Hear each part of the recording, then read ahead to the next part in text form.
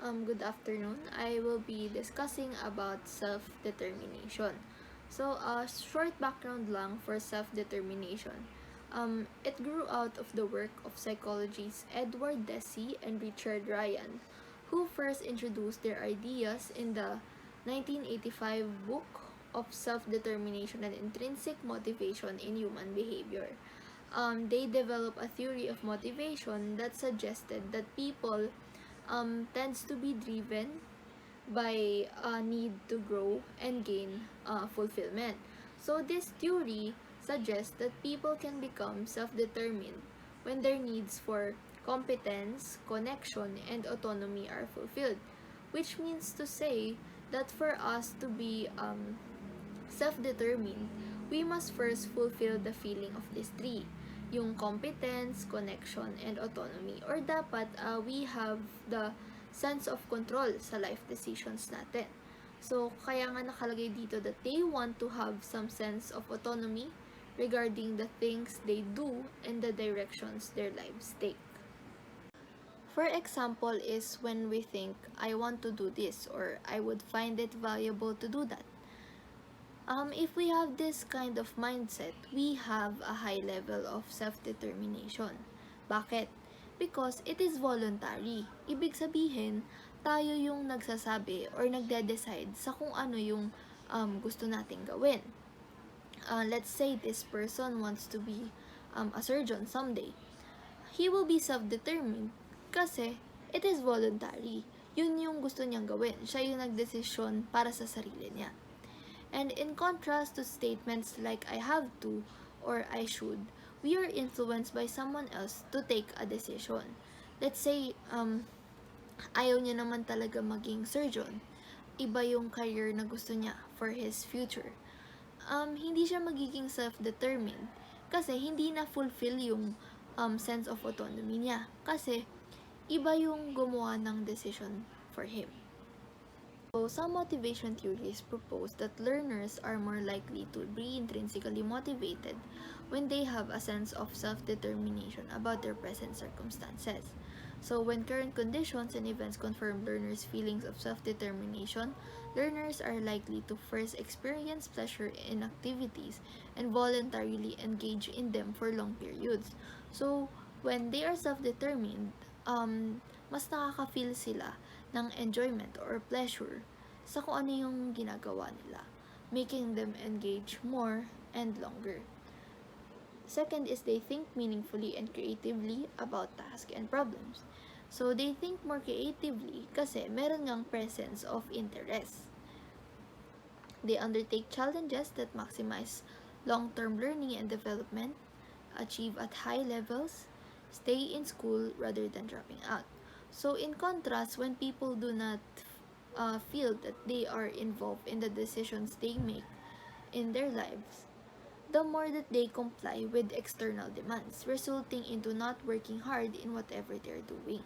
So, purely self-determined behaviors tend to be intrinsically driven and are done for enjoyment, interest, and inherent satisfaction for the action itself.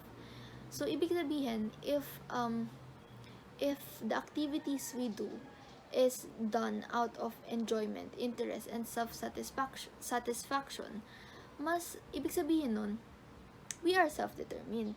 And if activities that are performed only because it must be done, we are not self-determined kasi hindi siya voluntary. So, second is yung threats and deadlines. Threats is when there is a consequence if you don't do something. Example of this is yung statement na do this or else. Yung deadlines naman is the due dates that is set by an authority and are typically experienced as controlling behavior. And this results to reduce self-determination and intrinsic motivation. Next is controlling statements. According to Amabil and colleagues, these are statements from some people and conveys the message that others control our fate and so can undermine our sense of self-determination. So basically, ito yung mga statements from other people na nagpupush sa atin na gumawa ng decision kahit na hindi siya voluntary. Next is extrinsic rewards. This refers to behavior that is driven by external reward. These rewards can be tangible, such as money or grades, or intangible, such as praise or fame. Um, Next naman is yung surveillance and evaluation. So, people who think or know their experience will be evaluated have a lower sense of self-determination and as a result are less intrinsically motivated. This is especially likely to be the case when the task at hand is a difficult one. So the presence of an evaluator is apt to undermine intrinsic motivation according to Deci and colleagues. So example is kapag 'di ba? Pag may gagawin tayo, tas there's an observer or there's a presence of an evaluator. Hindi tayo magiging self-determined kasi we have this feeling of uh, doubt or nahihiya tayo. And so feelings of self-determination and intrinsic motivation are often greater when potential evaluators are absent from the scene. So, ibig sabihin, mas self-determined tayo kapag mag-isa lang tayo, kapag walang watcher. Next is putting a positive spin or controlling circumstances. So, a phenomenon called secondary control is a behavior pattern which does not directly control the environment but is intended to alter oneself to be more compatible with the environment by implementation of changes in values, priorities, or behaviors. Humans are social creatures. In our everyday lives, we are required to connect and to communicate with our fellow human beings. And according to Connell and his colleagues, some theories have proposed that people of all ages have a fundamental need to feel socially connected and to secure the love and respect of others. So, meaning to say, people have a need for relatedness. And relatedness, it refers to the social nature of human beings and their connection with others. And this sense of relatedness is demonstrated through social connections and through caring with our fellow human beings. So, relatedness is very important in almost everything. Firstly, sa classroom setting, we use relatedness to be able to finish a task. For example, is yung mga projects um, that require cooperation with groups. And also, some children and adolescents prioritize this relatedness to project a public image by looking smart, popular, or cool. Yung iba naman may interact with people by showing that they are concerned for the welfare of the people. So, ibig sabihin, some children or adolescents, they use relatedness to project an image of themselves. So, for example, is this person wants to project a person that is nice. So ang gagawin niya is this person will act nice para maisip ng mga tao that he is nice. And other example naman is yung for the welfare of others. Yun naman is willing to help students na naiiwanan sa lectures, for example. So, they will help students to catch up with lectures as a form of relatedness. So, people seem to be more intrinsically motivated to accomplish new tasks when their need for relatedness has been addressed. And students are more eager to engage in classroom activities kapag they feel that the teachers and their fellow students truly care and support them. And according to Underman and colleagues, other people's love and respect can enhance learners' intrinsic motivation indirectly as well as directly. In particular, by communicating high expectations for performance and in other ways boosting an overall sense of competence and self-worth. General effects of motivation. Children and adults alike aren't always consciously aware of the particular motive that drives their actions. Yet, Motivation consistently reveals itself through its effects on behavior and learning. Behaviors such as it directs behavior towards a particular goal, increases effort and energy in pursuit of those goals, and many more.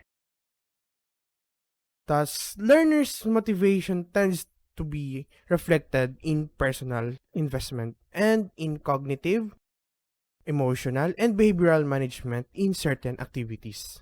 In general, motivation increases time on task, an important factor affecting learning and achievement in a particular domain, yet not all forms of motivation have exactly the same effects on human learning and performance. Next slide, please.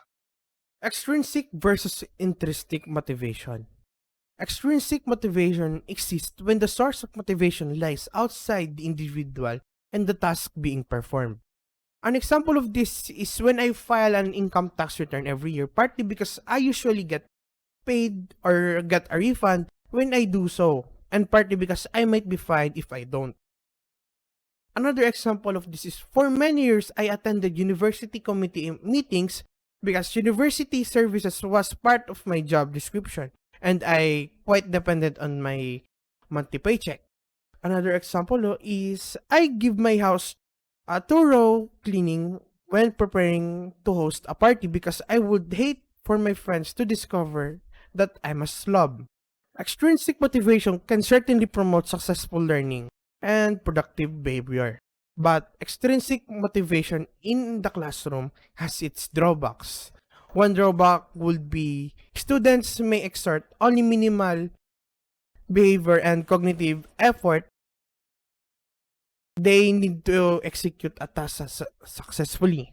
And they may stop an activity as soon as the reinforcement ceases. Next slide, please. The other one is called intrinsic motivation. Intrinsic motivation exists when the source of motivation lies within the individual and the task.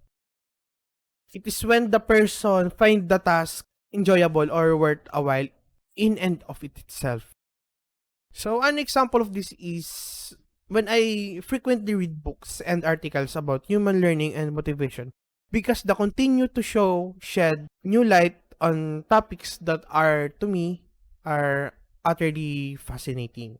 Another example is I watch television game shows because I enjoy playing along as a home viewer. Another example is I ate junk food because it tastes good. Next slide, please. Intrinsic motivation has numerous advantages over extrinsic motivation. For any particular task, intrinsically motivated learners are more likely to pursue a task on their own initiative without having to be prodded or called. Another one is be cognitively engaged in the task. Another one is undertake more challenging aspects of the task, strive for through understanding of the subject matter, undergo conceptual change when wanted, show creativity in performance, and many more. An especially intense form of intrinsic motivation is called flow. It is characterized by a state of complete absorption, focus, and concentration in a challenging activity to the point that the learners loses track of time and completely ignores other tasks. Obviously, intrinsic motivation is the optimal state of affairs in the classroom. At the same time, we should not assume that extrinsic and intrinsic motivation must be an either or situation. On many occasions, learners may be both extrinsically or intrinsically motivated. One of the basic human needs is the drive reduction theory. The drive reduction theory is proposed by the psychologist Clark Home. The theory claimed that no learning occurred unless a drive produced attentions and impelled the organism into activity to procure a reward that would reduce the drive and satisfy its related physiological need. A drive theory is based on the notions that people and animals or any other organisms try to maintain their physiological homeostasis. So what is the homeostasis? Homeostasis is a self-regulating process by which an organism tends to maintain stability and adjust to conditions that are best for their survival. And that is they try to keep their bodies at the optimal state of functioning. Basically, drive is an internal state of needs. Human needs, our needs, something necessary for optimal functioning, like food, water, rest, sleep, na minsan hindi na natin nagagawa or nakakalimutan natin gawin. O kaya, nagkukulang. Diba? When drive exists, an organism behaves in a way that reduce the need and bring the body back into the balance. Katulad ng nasa example sa baba, nakaramdam siya ng gutom. Yung drive. Now, to satisfy that, bibili siya nung tinapay na gusto niya. Diba? The advancement in the theory is emerged largely maraming perspective sa iba't ibang behavior risk. And their perspective, a reinforcer is effective to the extent that it reduces a need state, thereby simultaneously reducing drive. For example, food is reinforcing only if the organism is hungry, and drink of water is reinforcing only if the reinforcing only if the organism is thirsty. So, kung ano yung pangangailangan natin, nagre-reinforce lang siya. Like, kunyari, inaantok tayo, kailangan natin matulog kasi inaantok tayo. Yun. Hall initially proposed that the drive is based on physiological needs, such as hunger and thirst. All of these needs contribute to an organism's general drive states, which itself isn't specific to a particular need. Sinasabi niya dito na nagbe-base talaga to sa pangangailangan natin, sa physiological needs natin. Like yung gutom, yung pagkauhaw, yung pagkaantok. And then Hall further proposed that the strength or the intensity of a behavior is a function of both habit strength and a drive. Kaya meron siyang ginawang formula. Strengths of behavior equals to habit times drive. Clark Hall later revised his thinking in two significant ways. He observed that some behaviors has no apparent biological purpose. He therefore proposed that some drives are acquired drives. They develop when previous neutral stimuli are associated with reducing stimuli, such as food. To illustrate, let's say that one might become driven by a need for other people's approval. If their approval has previously been associated with candy or any other treats, then this perspective is a reinforcement results from reductions of one's drive rather than a specific physiological needs. Hall took into account research by Crespi in 1942 and others indicating that reinforcers might affect performance rather than learning. Next, Hall introduced the concept of incentive into his theory, acknowledging that behaviors are influenced by characteristics of a goal object. For example, by the amount of food at the end of a runway, incentive became third essential ingredient for a behavior to occur. Kung yung unang formula, meron tayong state of behavior equals habit times drive, ngayon naman, madadagdagan siya ng times incentive dahil nga dinagdag ni Clark ang incentive theory. Now, when any of these three factors, habit, strength, drive, or incentive is absent, the behavior doesn't occur. The second basic human need is arousal. Psychologists use the term arousal to refer to an organism's current level of internal energy. If an organism is experiencing low level of arousal, then he or she is relaxed, bored, or asleep. If an organism experiencing high level of arousal, he is energized, perhaps in the point of being quite anxious. Some research indicates that people have a basic needs for stimulation. In other words, they have a need for arousal. Tayo, mga tao, kailangan natin ng arousal.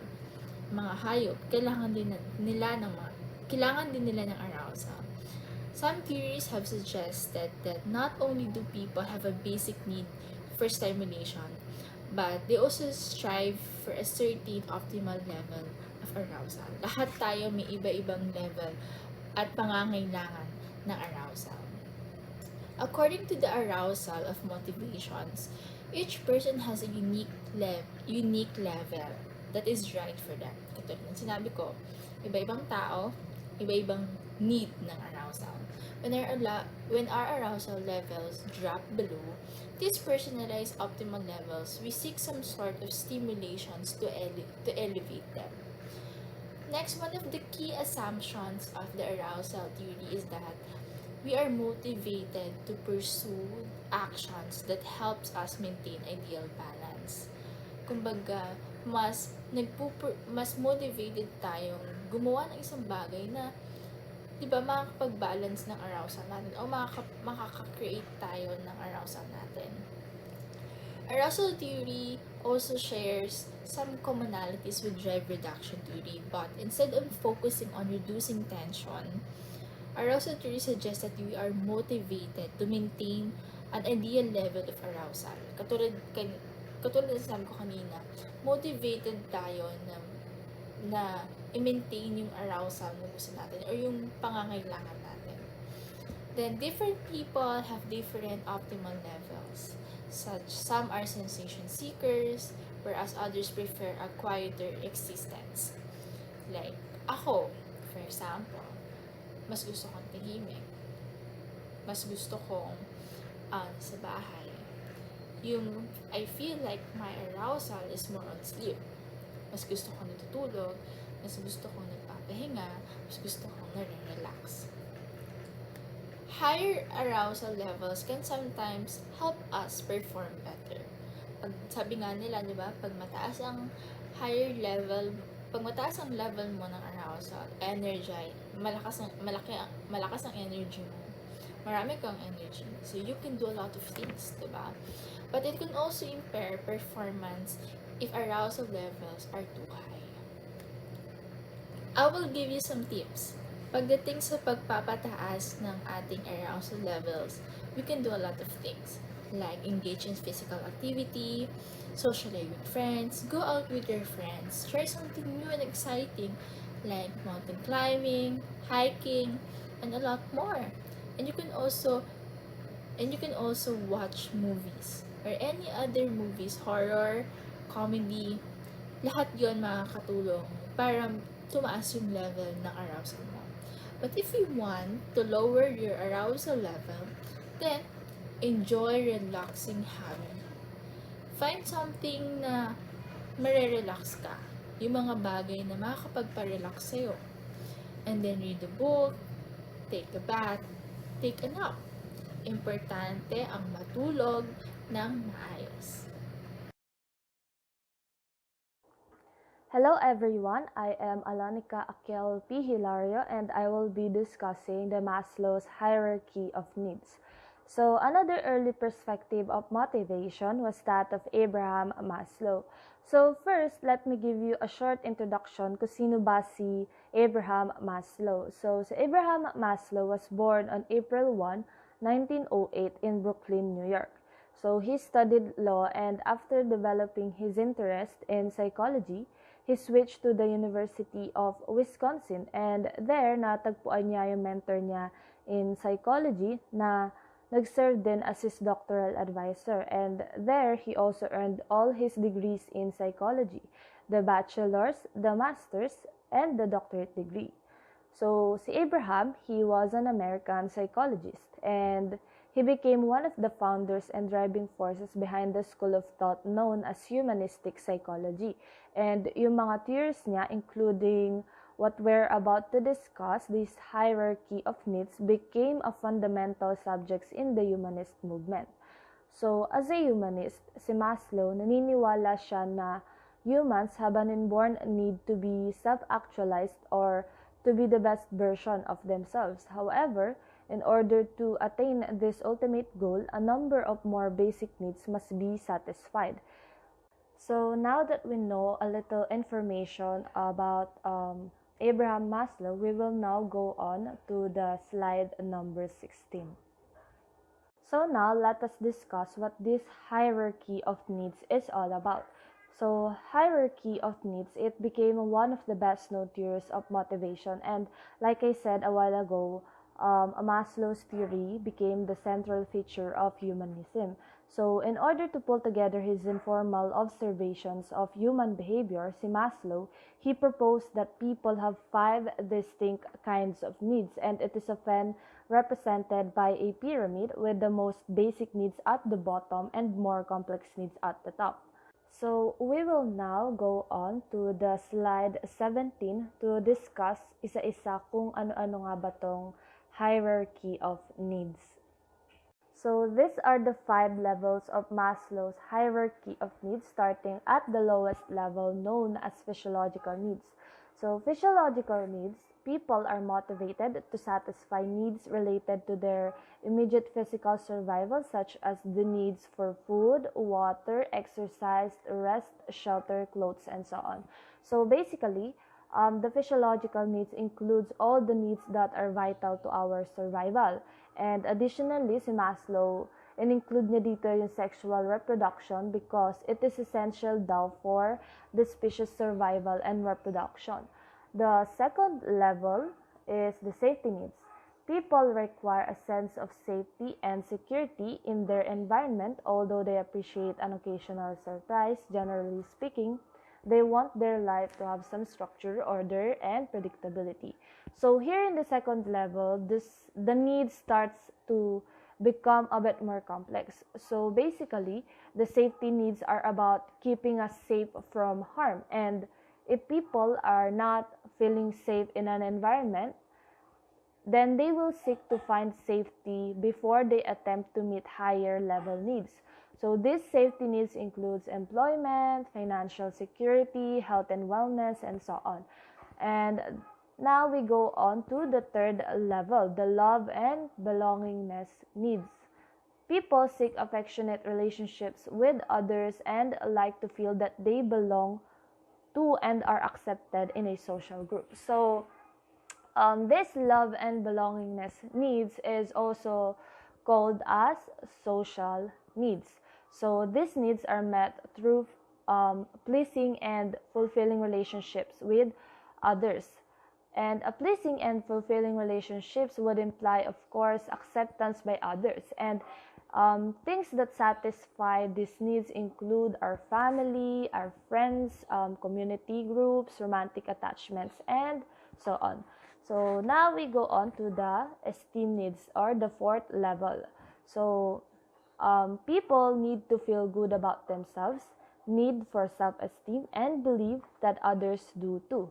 Need for esteem from others. So basically, this esteem needs includes the needs for appreciation and respect, especially from others. So people have a need to accomplish things, then have their efforts recognized, and masense nila na they are valued by others and feel that they are making a contribution to the world. So those who are able to satisfy their esteem needs daw by achieving self-esteem and recognition by others are more likely to be confident on their abilities. And lastly is the need for self-actualization. People have a need to self-actualize in order to develop and become all they are capable of becoming. So we can see in the pyramid kanina that self-actualization is at the very peak of Maslow's hierarchy. So this level of needs pertains to a person's full potential and realizing that potential or what they are capable of doing. So basically, what it means is that it is the desire to become everything that one is capable of becoming. Now let us move on to slide 18. So here, Maslow proposed that the 5 sets of needs form a hierarchy, meaning it is in order level by level, starting from the lowest level, the physiological needs, until the highest level, the self-actualization needs. So once the lower levels have been met, then they can move on to the next level of needs. So, we have different type of needs. So, yung limang hierarchy of needs na diniscuss natin kanina is nahati into 2 types of needs. So, the first one is the deficiency needs. So, the deficiency needs include the first 4 needs in the hierarchy, which are the physiological, the safety, the love and belonging, and the esteem needs. So, tinatawag tong deficiency needs kasi it results from things that a person lacks, and it can only be met by external sources such as by people or events in one's environment. And additionally, it is said that once these needs are fulfilled, there's no reason to satisfy them further. Meaning, yung motivation is nagdi-decrease as needs are met. While on the other hand, yung pangalawang type of needs naman is tinatawag nating growth need, and it include the self-actualization needs. So, tinatawag tong growth need kasi it doesn't stem from a lack of something but rather from a desire to grow as a person. And once these growth needs have been reasonably satisfied, one may be able to reach the highest level, which is the self-actualization. And as I said a while ago, in the deficiency needs, yung motivation is nagdi-decrease as needs are met. Here naman, in growth need, the motivation increases as needs are met kasi it can only be felt, it can continue to be felt, and it may even become stronger once they have been engaged. So, in the next slide, we will discuss the criticism and merit of Maslow's theory. So, Maslow's theory has been criticized on several accounts. First, sinasabi na needs don't follow a hierarchy because there's only little evidence to substantiate this. Second, because self-actualization is so rare, the hierarchy may not accurately describe humans in general. And third, people's various motives are too diverse to be condensed into such a small list of basic needs. While on the other hand, mayroon din namang mga merits of Maslow's theory. So first, it makes sense that people would prioritize physiological well-being and personal safety bago mag-attempt to meet more social needs.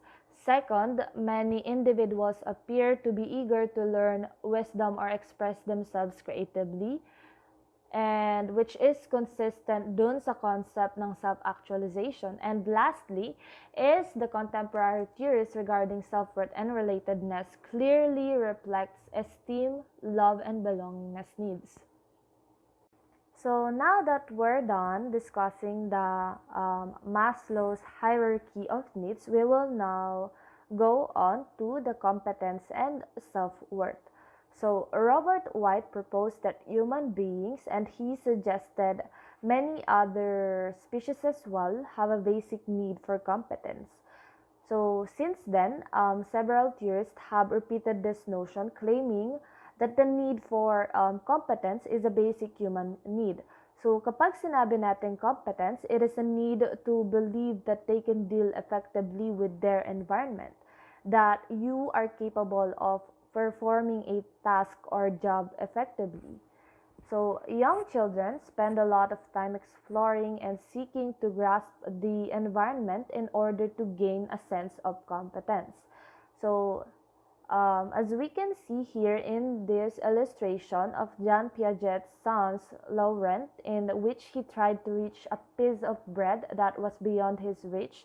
So In this illustration, he tried multiple attempts until maabot niya yung bread. And at the end naman, he successfully drew the bread to him using the stick. So, he was only 16 months old at the time, pero meron na siyang intrinsic desire to master an aspect of his environment.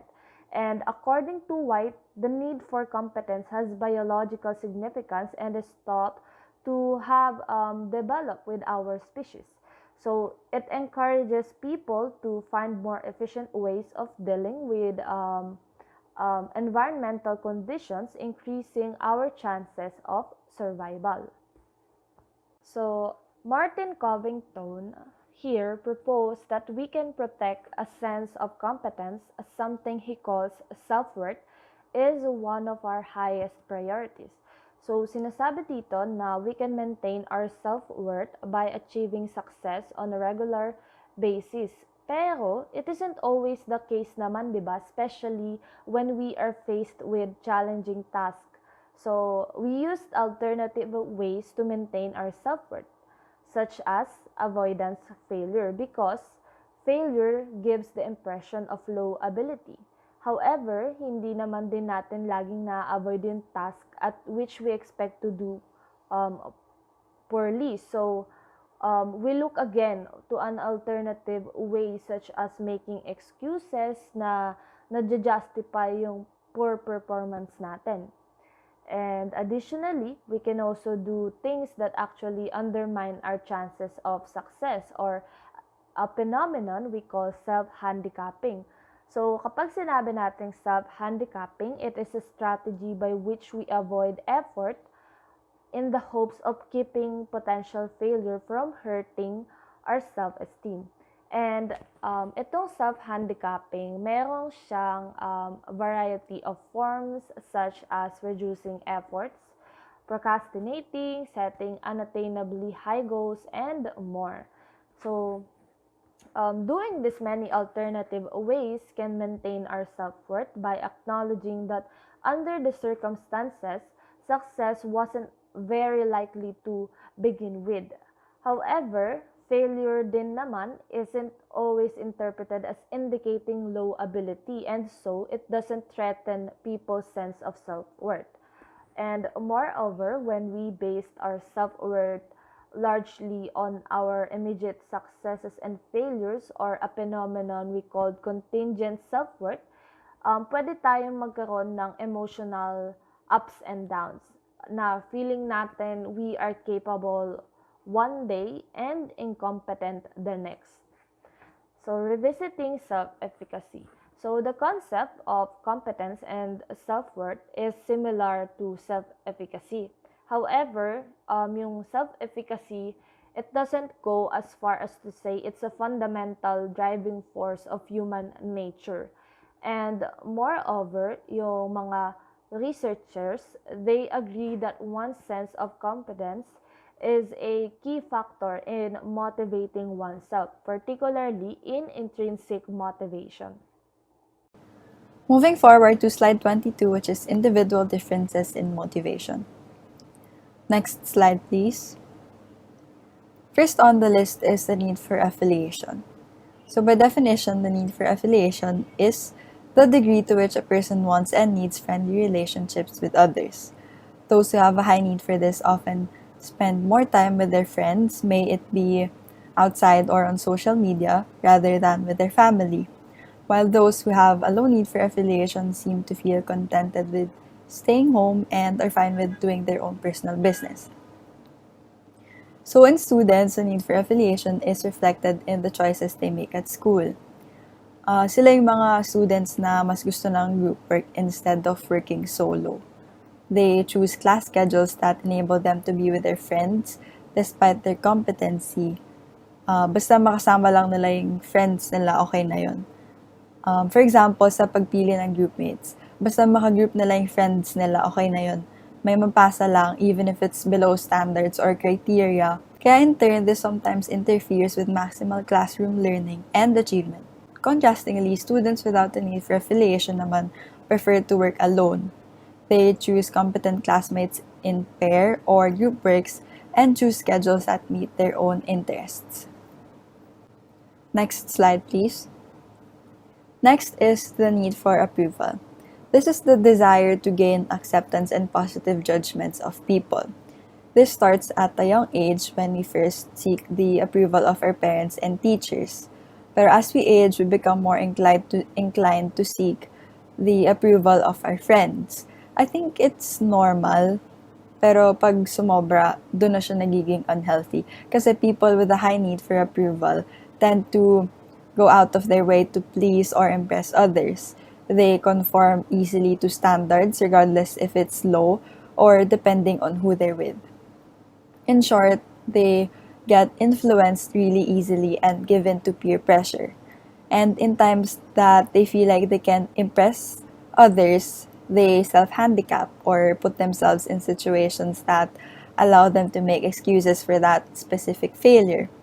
Kumbaga, pag alam nilang hindi nila kaya yung gagawin or mag-conform, they look for something to blame until it becomes toxic kasi parang hindi sila tatanggap ng sarili nilang mali. Because in their eyes, they have to be perfect to be praised or likable at least. They always have something to prove and always have to protect their ego. As a result of this attitude, they only engage in activities primarily to gain praise.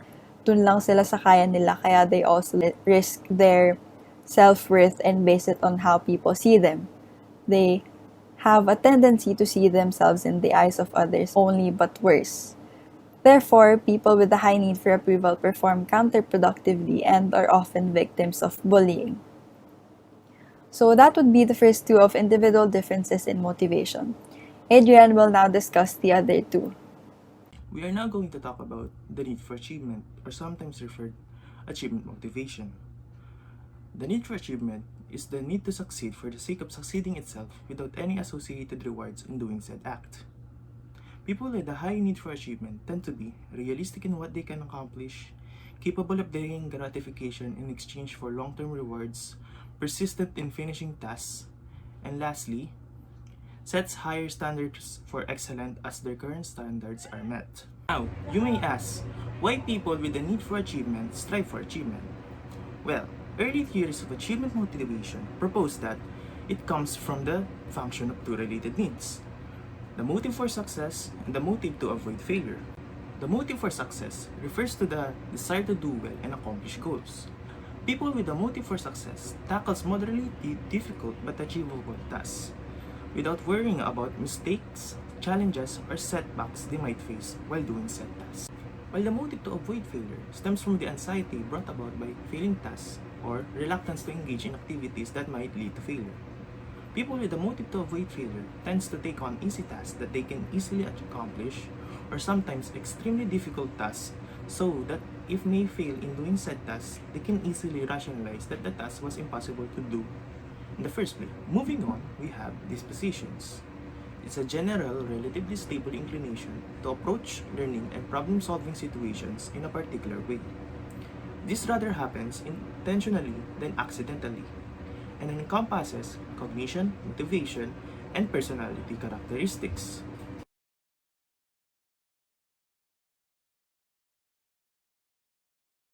Affect and its effects. The feelings, emotions, and general moods that a learner brings to bear on a task. The words emotion and affect are generally the same in definition. However, scientists do recommend that emotion should be a word that is used to refer to short-term states, while affect is to be used as an umbrella term to refer to both short-term and long-term predispositions. Now let's move on to how affect is related to learning and cognition. Next, affect. Number 2, affect plays a role in planful, thoughtful aspects of human motivation. How a person feels depends on whether their needs or accomplishments are being met. For example, is how good a person may feel after succeeding a certain goal, or how bad it would feel after failing a certain goal, would influence a person's decisions and would influence a person's decisions. 3. Self-conscious emotions. Self-conscious emotions are tied to people's self-assessments and are intertwined with their sense of self-worth.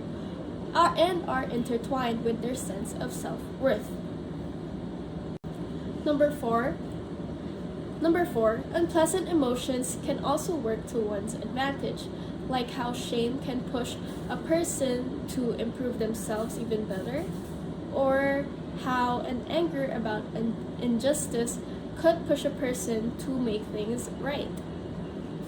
As a general rule, people act in ways that help them feel happy and comfortable. How happy a person wants to feel is to some degree a cultural matter.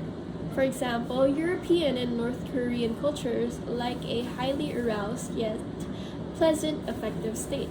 However, Asian cultures prefer a more sedate, peaceful state. Cognitive dissonance. Most contemporary theorists call this cognitive dissonance, while Piaget calls this disequilibrium. As a person studies, they may encounter ideas that conflict with their current beliefs. This may result in either making the learner try to resolve the discrepancies or discredit the new info. Now let's move on to how affect is related to learning and cognition. One of the weaknesses of cognitivist and social cognitive perspectives of learning have been their general disregard for affective aspects of mental processes. Affect is clearly intermingled with learning and cognition. For example, while learning how to perform a task, we simultaneously learn whether we like doing it or not. Problem solving is easier when we enjoy doing it. Successful attempts at learning and problem solving often brings on feelings of excitement, pleasure, and pride. Failed attempts make us feel frustrated, which may result to a dislike towards the task. Let's move on to hot cognition. As we think, learn, or try to remember something, our very own thoughts and memories may include emotional undertones. Basically, the emotional nature of our long-term memory may influence our ability to retrieve it later on. Now let's move on to a study by Hewer and Riceberg titled Vivid Memories of Emotional Events. College students were divided into two groups, an emotional content group and a neutral content group. The emotional content group observed a father who was a surgeon that operated on an accident victim. Meanwhile, the neutral content group had to see a series of pictures of a father who was an auto mechanic repairing a car. 2 weeks later, an unexpected quiz was given, and the results were that the emotional content group was able to remember more of the details rather than the superior memories of the emotional content group was probably due to the vividly gory visual materials and also due to the fact that a human being was in a distressed circumstance. Now let's move on to how affect is related to learning and cognition. General mood states affect our learning and memory. When we're in a good mood, we're more likely to pay attention to information, relate to things we already know, and creatively elaborate on it. Good mood also helps us retrieve things we previously stored in long-term memory, and this is called mood-dependent memory. Some cognitive theories suggest that affective responses to object and event are integral parts of the network of associations that comprises long-term memory. Like how people categorize things on the basis of concepts or schemas, they too categorize them on the basis of emotions, how happy, sad, or angry they are towards this emotion. What is anxiety? According to the Book of Human Learning, anxiety is a feeling of uneasiness and apprehension about a situation. However, anxiety and fear are related concepts in that both reflect the high and end of the arousal continuum. The difference between fear and anxiety: fear is a response to a specific threat, whereas anxiety is vague and relatively unfocused. Therefore, anxiety is a quite related concept to fear that probably gives a feeling of uneasiness to a particular situation. So, let's say na kinakabahan ka, tapos natatakot ka, at the same time, hindi mo na nga alam yung gagawin mo. So, probably, you have anxiety. So, according to Lazarus 1991, people are afraid of certain things, but they don't know, or they don't always know what they are anxious about. And according to R. Carter, Williams, and Silverman, year 2008, Hong, Niel, and Feldon, year 2005, Tryon, year 1880, there are two components of anxiety: the worry and emotionally. Worry is the cognitive aspect of anxiety, which includes troubling thoughts and belief about one's ability to deal with a situation, while emotionally is the affective aspect, which includes such psychological responses as muscular tension. However, psychologists found out that it is crucial to distinguish between the two types of anxiety, which is the state anxiety and trait anxiety. State anxiety is a temporary condition elicited by a particular stimulus. Example is when you're thinking about notoriously difficult in math solving, while the trait anxiety is relatively stable state of affairs such that an individual is chronically anxious in certain situation. So when you're going or you're encountering math solving, a classical experiment with mice by Yerkes Dodson, year 1908. Early studies focus on the effect of anxiety of learning performance.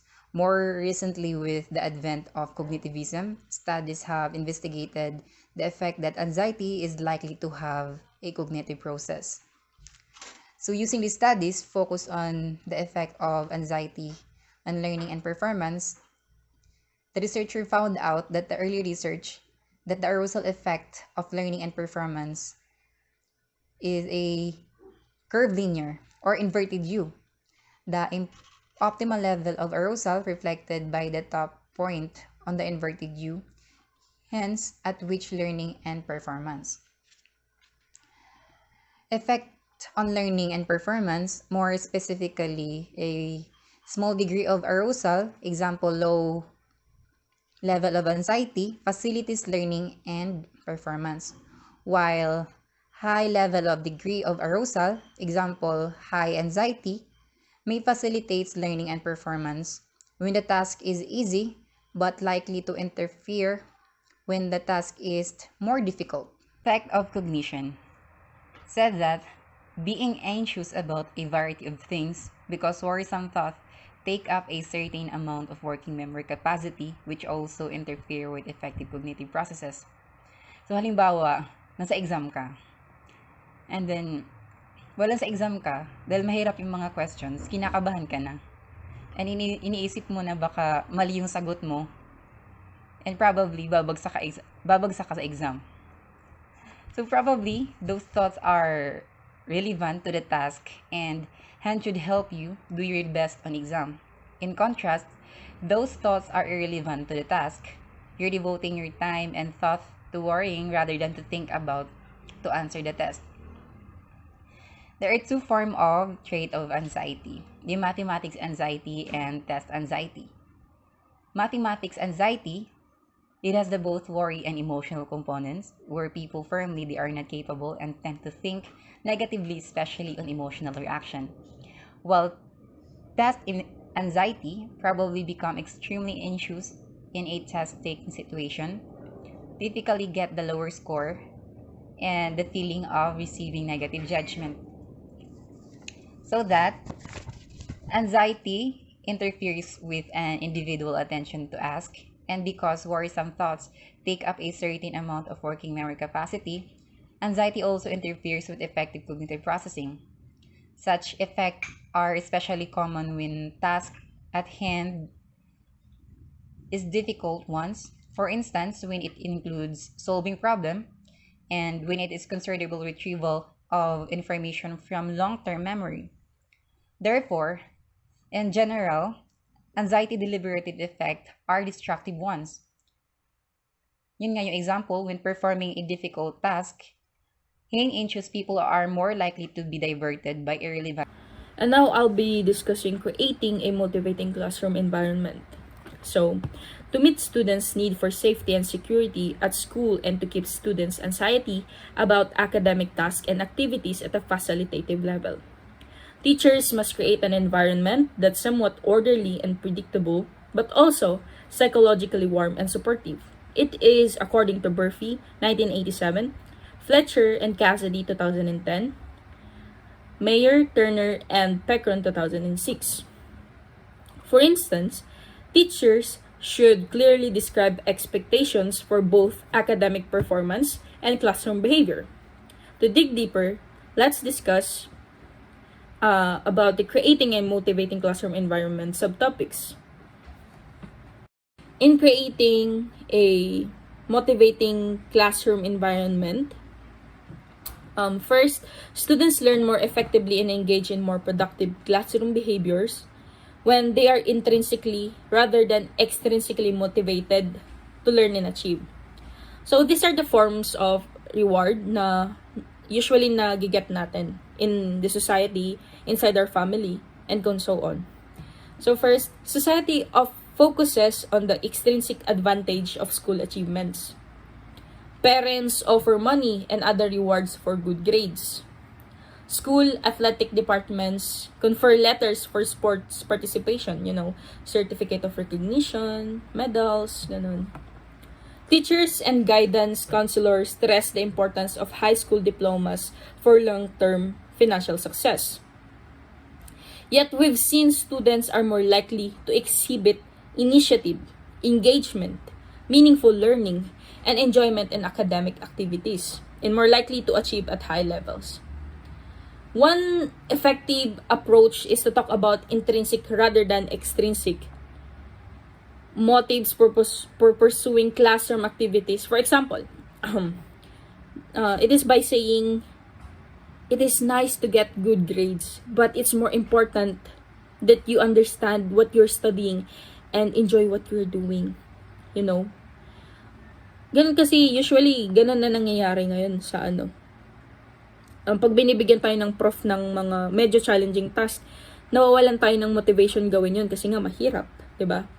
Kasi hindi mo naman gusto, ganun. While kapag magkaiba yung intrinsic, kapag ginawa mo siya then nagustuhan mo, natuto ka na, nag-enjoy ka pa, it is actually a good thing. It means that you are intrinsically motivated. Yes. Although intrinsic motivation is the optimal situation, extrinsic motivation is not necessarily a bad thing. It is certainly better than no motivation to learn and achieve. Oftentimes, students are motivated both by an intrinsic desire to master classroom subject matter, and by external rewards such as mystery brings the good grades, right? Public recognition, access to desirable educational opportunities and careers, and so on. Adults who model intrinsic motivation, for instance, by showing enthusiasm about what they are doing, promote observers' intrinsic motivation for the same activities. For example, yung mga guest speaker na kinuha ng school para mag-talk sa graduation, syempre, yung mga speakers na yun, may nakahandang speech yun about saying na they really love what they're doing. Kumbaga, they will pursue those students na gagraduate about the track na pinili ko to, ginusto ko to, minahal ko to, ganon. So it will reflect, kumbaga. So those observers is mamomotivate din. Parang it promotes motivating someone in a way na pinapakita mo kung ano yung gusto mo, yung mahal mo, ganon. Like your job. Ganon.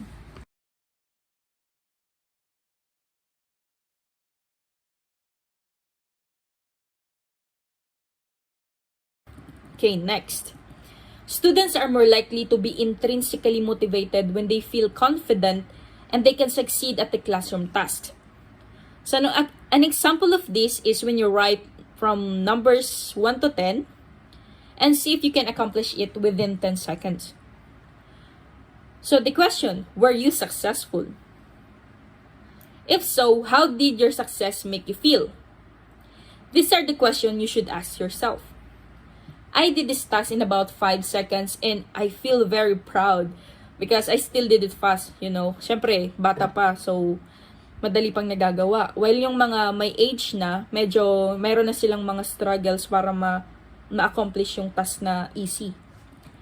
So, if I can't write these numbers quickly and accurately by now, something must be terribly wrong. So, yeah. Challenges are not easily accomplished. Perhaps we've failed to accomplish them in the past, or perhaps we know others who have failed. When we successfully meet a challenge, we must obviously be pretty competent folks. So, success on a challenging task then gives learners feeling of satisfaction that are not possible with an easier task. For example, binigyan tayo ng prof natin ng napakahabang problem solution sa math na kailangan nating isolve. So, syempre, pag math yan, masyadong boring, masyadong complicated, pero by the end of the solution is naget mo yung answer, yung right answer, syempre we feel satisfied sa sarili natin na after all, nagawa natin siya. And it will gives you motivation to do another. Furthermore, because it enhances their feelings of competence, success in a challenging situation increases their intrinsic motivation. Okay. But too much of a challenge can be discouraging. So, ayun nga, hindi na tayo lalayo. So, kapag sobrang dami ng problem solutions na binigay, problem solutions. Students' intrinsic motivation also increases when they have some degree of autonomy in classroom activities. For both pedagogical and logistical reasons, students often have little control over things that happens in school. So for example, society's needs in school district curricular typically dictate the kinds of knowledge and skills students must master. The use of the same facilities and resources by many different students requires adherence to certain schedules. And to keep students' attention focused on school tasks, teachers must maintain some semblance or order in the classroom. Okay, so these are the numerous little things na mapapagawa ng ating prof sa atin kapag tayo ay nagkaroon ng group activities or group work, ganun. First is seeking ideas from colleagues. The solution of this is a shared philosophy and commitment to developing student autonomy in a developmental, sensitive, and ongoing way. From the moment a student enters the school to the moment they depart, everyone can simply do their own thing. When people run into disciplinary and organizational trouble, then the answer is not to revert the excessive controls. One answer is to reach out to the colleagues and get ideas about how to have order and continuity while still supporting student autonomy. The second one is the balance of freedom and order. This balance of freedom and order has been under increasing discussion of a late representing the essence of democracy and a definition of moral responsibility. Extrinsic motivation can also promote learning.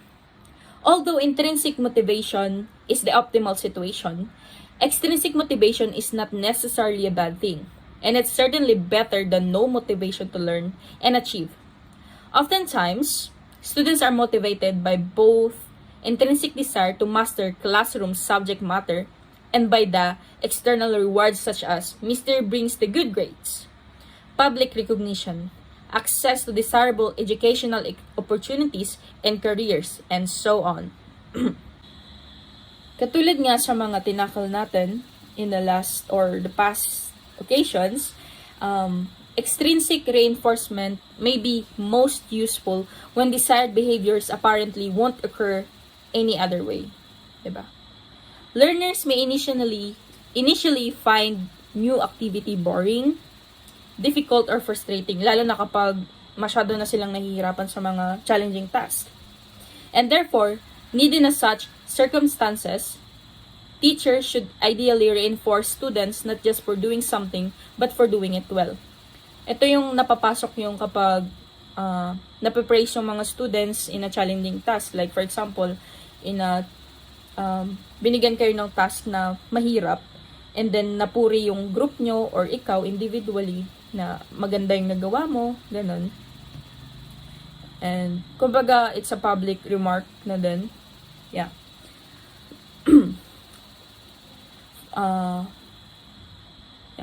They will give fun activities. It might be engaging with group works, energizers, or games. With continuing practice, students' competence and skill are likely to improve, and they may eventually begin to find activity intrinsically rewarding.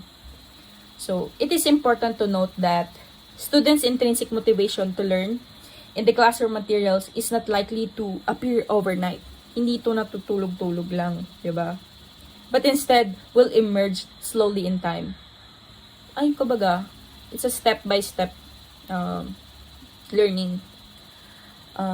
It is especially if students have previously been accustomed to receiving extrinsic motivations or extrinsic rewards.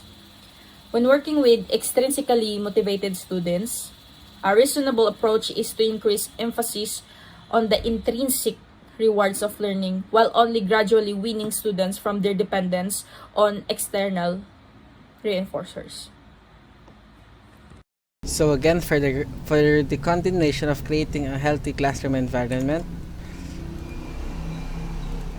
students are more likely to focus on their schoolwork when their non-academic needs have been met. By Brophy, 2004, Fredericks et al., 2004. On some occasions, students may have physiological needs. For instance, they may be hungry, thirsty, tired, or restless. Students may feel uncertain or insecure about what will happen to them in class.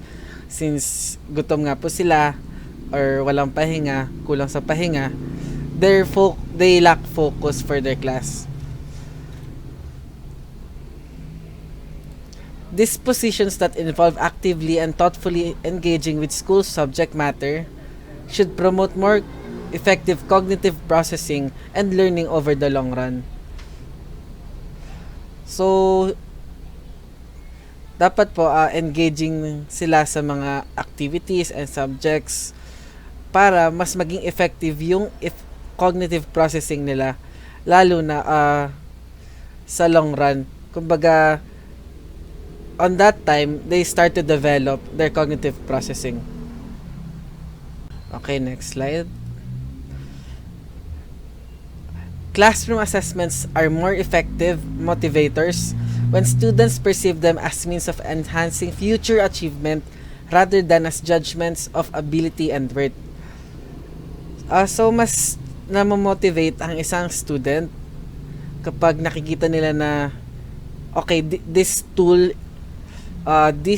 na classroom assessment ay for improvement, na that this tool, they will be equipping this for their future, rather than naisip na that they will be judged of what they can and what their value is as a person or a student or as an individual being. Okay, next slide. Motivation is an internal state that arouses us to action. So yun yung nagbo-boost sa atin. If you're motivated, you push further for your goals. So mamaya pag-usapan natin yan. It pushes us in certain directions and keeps us engaged in certain activities. Motivation determines the extent to which we show what we've learned. It also affects whether and in what ways we process the information we receive. Intrinsic motivation is ultimately more beneficial than extrinsic motivation. So when it comes to that, sa intrinsic kasi po, there is internal factors involved na then when there's reward, mas namamotivate ka kasi you are certain that you will gain something from it, compared to extrinsic motivation na you can do a certain task and actually get nothing out of it, and iba po yung mindset nyo towards dyan. So for example, intrinsically motivated individuals do things on their own initiative. They maintain attention to tasks and process information in meaningful ways. Yet, intrinsic and extrinsic motivation aren't necessarily mutually exclusive. Often, learners are simultaneously both intrinsically and extrinsically motivated. So, hindi po pwedeng isa lang. Kasi, they will eventually be exposed to both motivation, but then, hindi pwedeng intrinsically motivated ka lang or extrinsically motivated. So, next slide. Internalized motivation refers to situations in which people gradually adopt behaviors that other individuals value, ultimately without regard for the external consequences that such behaviors may or may not bring. Edward Deci and Richard Ryan have proposed that internalized motivation may evolve in the following sequence: external regulation, introjection, identification, and integration. Researchers identified several conditions that promote development of the internalized motivation. The learner perceives an activity to be important for long-term success. Second, the learner operates within the context of a warm, responsive, and supportive environment. Number 3, the learner has some autonomy. And number 4, the learner operates within a certain degree of structure.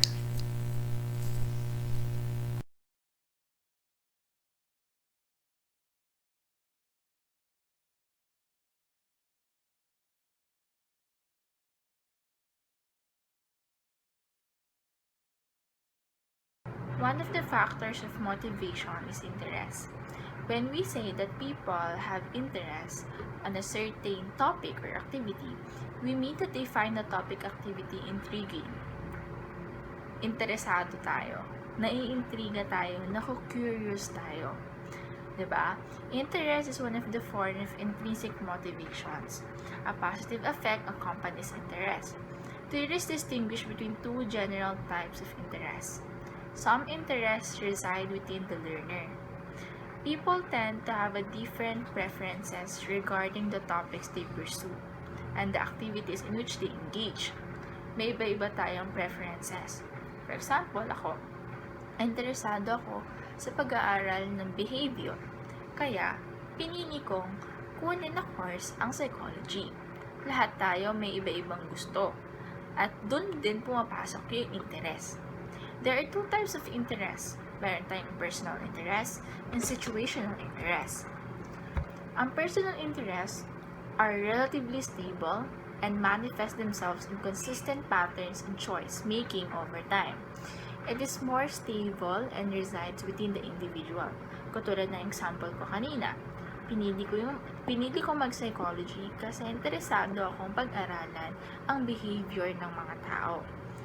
Next, we have the situational interest, evoked by something in that environment, something that's perhaps new or unusual or surprising. Sometimes of the catch variety, it engages you for a short time, but you quickly move on to something else. And so cognitive processing and learning are apt to be limited. Kumbaga, situational interest. Kunyari, nagde-drive ka. And meron kang nakitang isang animal na hindi ka familiar. Ngayon, magiging interesado ka. Ano ba yung animal na yun? Anong klase bang animal yun? Pero, pag lumipas ang mga araw, makakalimutan mo rin siya. Kasi hindi siya stable, katulad ng personal interest. Hindi mo naman i-adapt yung pagka-interest mo doon sa animals na yun habang buhay. Situational interest. Kaya siya tinawag na situational interest. Of course, we have effect of interest. Effect of interest, first is interest promotes more effective information processing.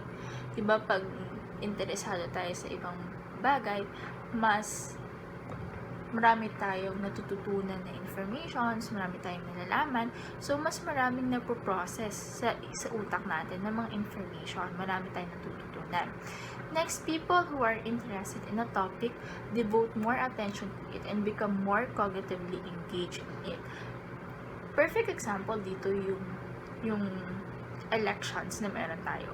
Diba, between two different candidates, nagiging interested tayo and mas nagigive natin ng attention kung ano ba yung tama, ano ba yung mali, diba? And then, also, they're also more likely to process information in a meaningful, organized, and elaborate fashion. For instance, by interconnecting ideas, drawing inferences, generating their own examples, and identifying potential applications. Katulad nga ng sinabi ko, may iba-iba tayong preferences, may iba tayong gusto.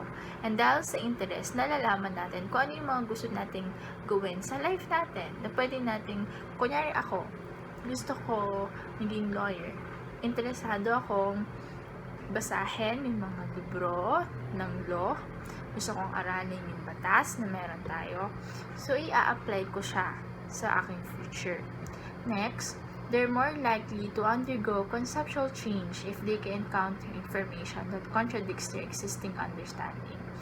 Pag meron tayong na-encounter ng mga information na hindi tayo familiar or kaya hindi parehas sa understanding na meron tayo, mas natututo tayo mag-conceptualize. Kumbaga, i-check natin, tama ba to? Tama ba yan?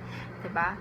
Next, learners who are interested in what they're studying are more likely to remember it over a long run and so show higher academic achievements. Ito, I agree.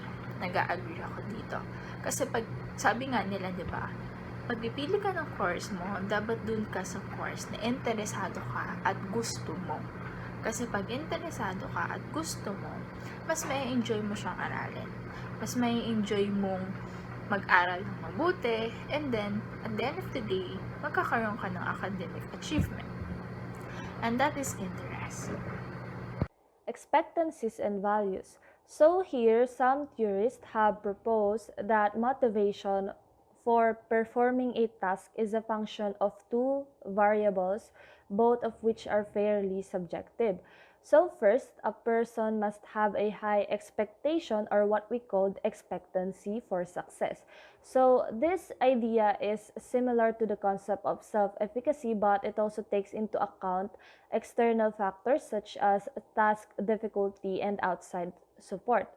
And second, equally important is what we call value, in which a person must believe that doing a task will provide them direct or indirect benefits.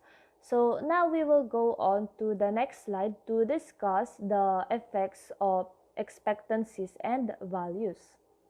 Effects of expectancies and values. So, young children often pursue things that they find interesting and enjoyable regardless of their expectations for success. However, in older children and adults, intrinsically motivated action or behavior happens only kapag yung high expectancy and high value are both present. And one example of this is when a doctoral student in educational psychology found value in human learning theory and had a high expectancy that she could master it. So, as a result, she was motivated to study everything she could about how people learn.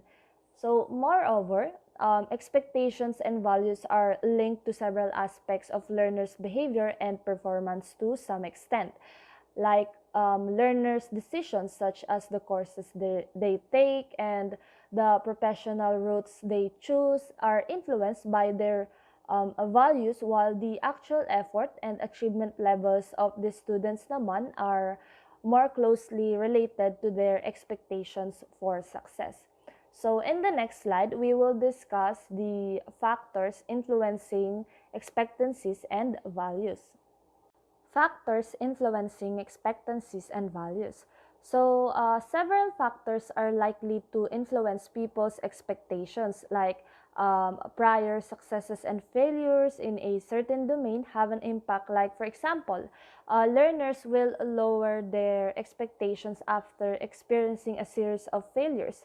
And other factors, however, such as the perceived difficulty of a task, the quality of instruction, the availability of resources and support, and so on, influence expectation levels. And based on these factors, a learner arrives to a conclusion, perhaps correct, perhaps not, about the chances of success. So on the next slide, we will further discuss about the factors influencing expectancies and values. So here, expectancy value theorists have suggested 4 key reasons kung bakit yung value is pwedeng mataas at mababa. So first is importance. So some activities are valued kasi they are linked with desirable personal qualities. So in other words, they are viewed as important. Second is utility. So other activities have high value kasi they are seen as a means to a desired goal. That is, they have utility. Third is interesting. So other activities are valued merely because they provide a delight and pleasure. So in other words, they are interesting. And lastly is the cost. The cost factor might explain why a person finds little or no value in a particular activity. Like, for example, there may be other more important things to do, or there may be other activities that may be associated with bad feelings. And additionally to this 4 na nasabi ko, culture also influences value as well, because of everyday communications and activities can continually convey the belief that certain things are worth doing in their own right. And expectancies and values also influences each other. More specifically, yung mga taong hindi nag-expect na hindi mag-perform ng maayos in a specific activity could find reasons to devalue it. And those people who do not value an activity are less likely to put up the effort required to excel at it. And hence, nagkakaroon sila ng lower expectations for their performance. And additionally, yung mga children na nagmo-move through grade levels is nag-a-attach ng value doon sa mga activities for which they have high expectancy for success. Pero, they may begin to devalue things that they do poorly. Goals. Goals figure prominently in theories of motivation. In our discussion of motivation's general effects in the preceding chapter, we noted that motivation revolves around the accomplishment of certain goals, with such goals influencing both the choices people make and the consequences they find reinforcing. So in the illustration, people's goals also influence their cognitive processing. For instance, goals affect the extent to which learners become cognitively engaged in particular tasks and the cognitive strategies they use to study and learn. from E.M. Underman and Meyer, 1994, Brickman, Miller, and Rodell, 1997. Furthermore, goal attainment results in considerable self-satisfaction. It enhances self-efficacy and leads to higher standards for future performance. So, the goal itself, it drives you to a certain path, uh, with the right determination and motivation. You, you drive yourself to that certain path. So, we must note, however, that goals are beneficial only to the extent that they're accomplishable. So, dapat nade-determine mo rin if attainable ba siya, if it's possible. Baka naman nag-set ka ng goal na, ay, in 3 years or in a year, makakuha ko ng 1,000,000 in my salary kapag naipon ko siya. Tapos ang sinesweldo mo lang pala 10,000 a month. So, how possible is that, right? So, dapat magsaset ka ng goal na possible and attainable na, syempre, may halong difficulty. Pero, alam mo sarili mo na realistic naman. Researchers have identified a wide variety of goals that people may have, including this: gaining physical comfort and personal well-being. So, yan yung pinaka-common goal ng isang tao. Yung sa physical comfort, kapag sinabi mo healthy ka, maganda katawan mo, ayan. So, rest assured na wala ka masyadong insecurity when it comes to your physical body or appearance. So, obtaining extrinsic or concrete rewards. Yan, isa pa yan. Basta reward, it drives you to be better. Doing well in school. Goal din yan. Lalo na kapag academically inclined student ka. Such as getting good grades. Or mastering new topics or skills. Okay, another one is gaining a better understanding of the world. Achieving and maintaining a sense of competence and self-worth. So, yung to the sense naman na competence na you compete with yourself, you aim for better, you strive for a better understanding or a better version of yourself. Finding novelty and adventure. So, dapat, when you learn, you don't only stay on one place. You try to explore, you try to reach to certain places or boundaries of your learning. Hindi dapat, you shouldn't be roaming around or just staying inside your comfort zone.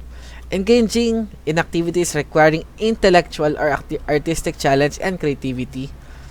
Helpful din yan. Developing a productive interpersonal relationships. So, goal din yan ng mga tao na mahilig makipag-usap. And kahit di ka mahilig makipag-usap, important pa rin yan because communication is the key. Achieving a desired career. So, lahat naman tayo may goal na ganyan. May gusto maging doctor, engineer, policeman, or whatsoever. Gaining material wealth. Ayan. Contributing to the welfare of others or to the general betterment of the society.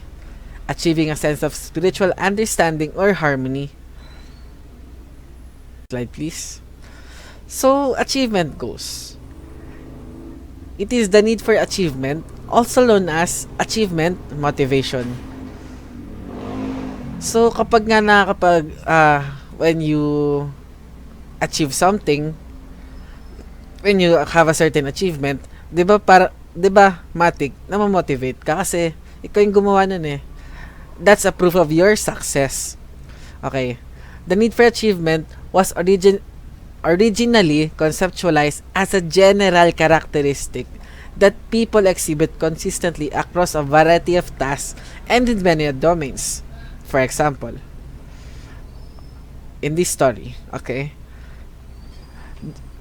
sinabi ni Jane, magkausap yung dalawa, si Jane at si Joanne. Sinabi ni Jane, "This is my chance to show all the girls what a great basketball player I am. If I stay near the basket, Joan and June will keep passing to me and I'll score a lot of points and I can really impress coach and my friends. So, yan yung goal ni Jane. Yung pinaka-goal niya is to score a lot of points para ma-impress yung coach niya and yung friends niya. Is that for improvement? Is that for her self-improvement? Okay, tingnan natin for the second scenario. Si Joanne. Boy, I hope I don't screw this up. If I shoot at the basket and miss, I look like a real jerk. Maybe I should just stay outside the 3-point line and keep passing to Jane and June. So, yung goal niya dito is hindi siya mapahiya. So, ginagawa niya yan. So, yung kay June naman. I'd really like to become a better basketball player. I can't figure out why I don't get more shots into the basket. I'll ask coach to give me feedback about how I can improve my game. Maybe some of my friends will have suggestions as well. So dito, hindi niya iniisip if makaka-shoot siya ng madami. Like yun nga sinabi, I don't get more shots into the basket. Ang inisip niya is for improvements or recommendations from his friends or his coach. So, si June, nag-focus siya for improvement. Si Joanne naman, yung goal niya naman is hindi siya mapahiya. And yung kay Jane naman, ang goal niya, yung for individual success lang. Like, iniisip niya yung sarili niya na kapag marami siyang na-score na points, ay may impress niya yung coach and yung friends niya. Okay, next slide please. For different reasons, Jane is concerned mostly about her performance. That is about looking good in front of her coach and classmates. And so, wants to maximize opportunities to demonstrate her skill on the court. Yun yung gusto niyang patunayan, her skill on the court. Joanne, too, is concerned about the impression she'll make. But she just wants to make sure she doesn't look bad.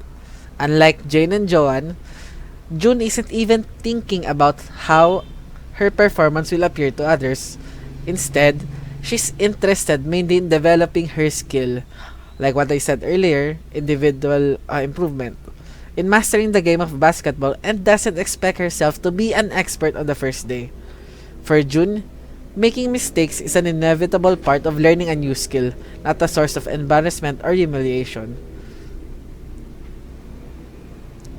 So yun nga, if you try to set a goal, you should always remember that along the process, you will eventually make a lot of mistakes, but then you should strive hard to be a better person, and those errors and mistakes will make you into a better person than what you've been yesterday or the past days. Okay, next slide please. Next slide please. So June's approach to basketball illustrates a mastery goal, a desire to achieve competence by acquiring additional knowledge or mastering new skills. In contrast, Jane and Joanne are each setting a performance goal. So yung difference nila. Si June is yung kanya yung mastery goal. Yung kay Jane and Joanne are performance goal. A desire to present oneself as a competent in the eyes of others. More specifically, Jane has a performance approach goal. She wants to look good and receive favorable judgment from others. Performance avoidance goal. She wants not to look bad, ayaw mapaya, and receive unfavorable judgments. In essence, a mastery goal focuses on the task, whereas a performance goal focuses on the self. Okay? Next slide. And receive unfavorable judgments. In essence, a mastery goal focuses on the task, whereas a performance goal focuses on the self. Okay? Next slide. In essence, learners are concerned about how their accomplishments compare to those of their peers. In mastery goals, however, other people's performance is used only as a gauge to judge what mastery might idea look like. So, gusto nila makita kung anong itsura ng namamaster nila isang bagay, how they display mastery of what skill or what not. Goals. A considerable body of research says that mastery goals are the optimal solution. In fact, research findings regarding mastery goals versus performance avoidance goals are similar to findings for motive for success versus motive to avoid failure. So, in characteristics of learners with mastery versus performance goals. So, learners with mastery goals, they are more likely to be actively engaged in classroom activities, use learning strategies that promote true comprehension and complex cognitive process, willingly collaborate with peers when doing so is likely to enhance learning. So, yan, nakipag-cooperate na sila sa mga nakakasama nila in a group para mas mapabilis nila yung performance nila and mas matutulis sila sa kung paanong paraan on what method people do to solve a certain thing or problem. They evaluate their performance based on the progress that they make. So they are likely to be extrinsically motivated by expectations of external reinforcement and punishment, and more likely to cheat to obtain good grades. They use learning strategies that promote only rote learning.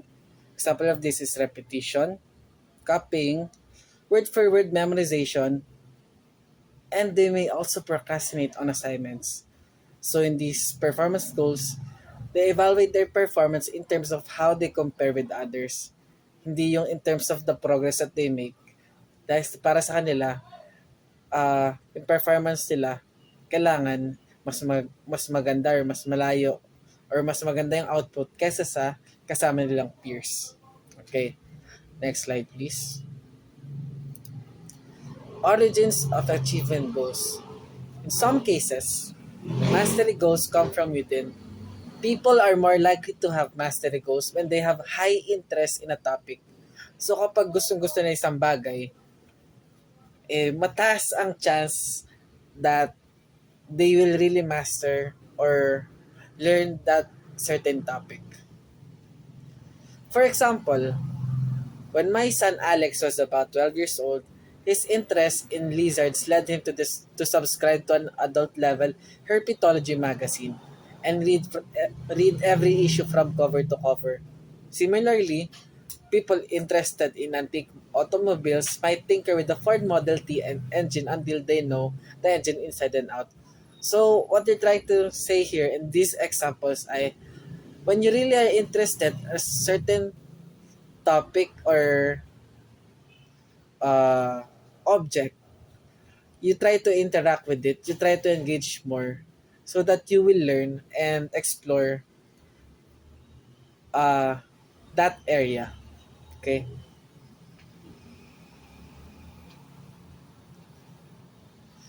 Okay, next slide please.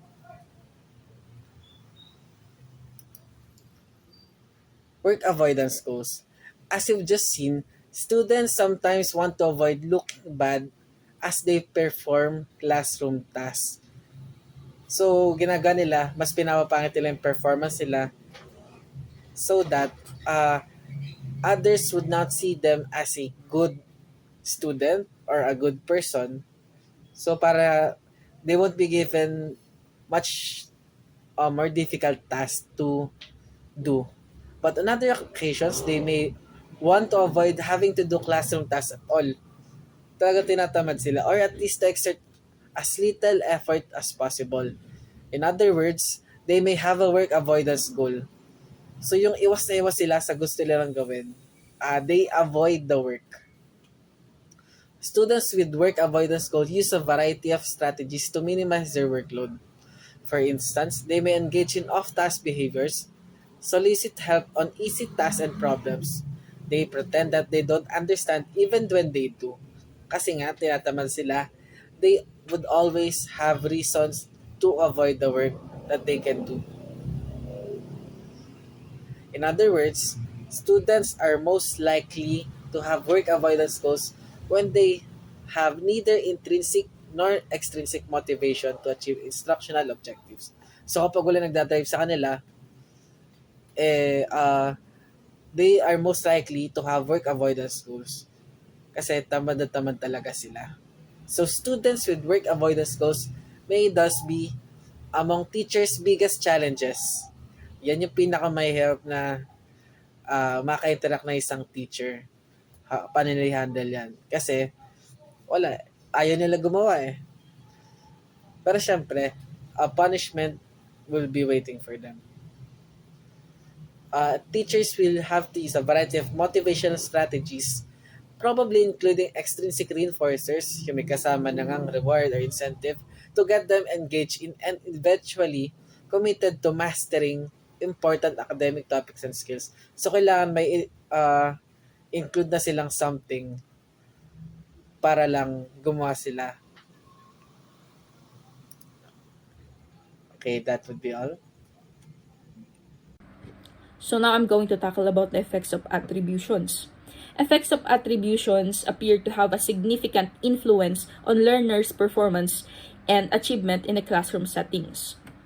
In particular, attributions influence learners' emotional responses, reaction to reinforcement and punishment, self-efficacy and expectancies, effort and persistence, learning strategies, and future choices and goals, all of which in turn have an impact on learning and achievement.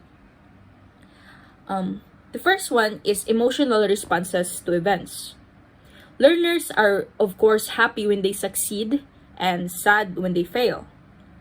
But they are apt to feel self-conscious emotions, for instance, pride about success and shame or guilt about a failure, only if they attribute their performance to things they themselves have done. Isa sa mga example nito is, nag-quiz kayo, and alam mo na nag-review ka, pinag-aralan mong mabuti yung lesson na tinuro.